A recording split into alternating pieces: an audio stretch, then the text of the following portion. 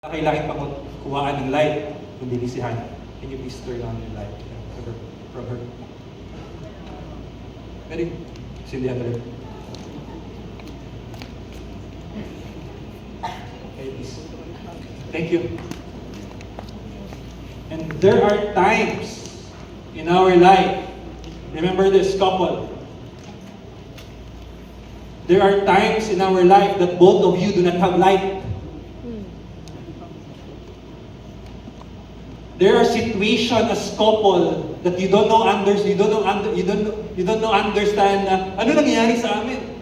Can you please turn off your light? Blow your candle.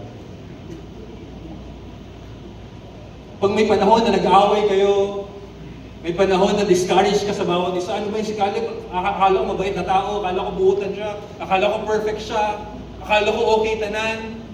Hindi mo kailangan sindihan sa ibang light.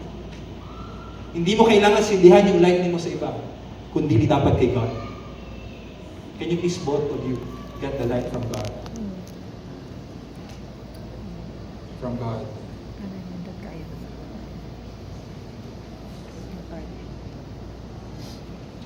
Ito yung situation na minsan nakakalimutan natin.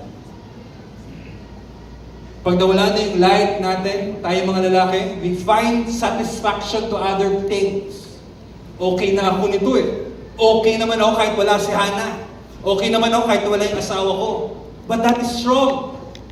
Pag nakita nato na wala na ang atong ilaw, we go back to the author of love, and that is God.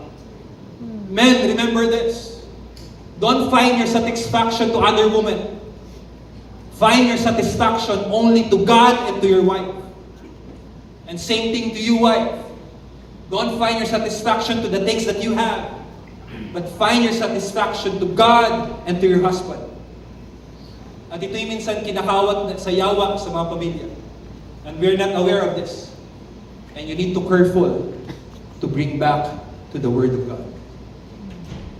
To the Word of God. May isang suga na kain mo sa ipaw, ni mo hindi limapaw. And that is God. And that is God. Go back to Him. If you felt discouraged, if you don't know what to do,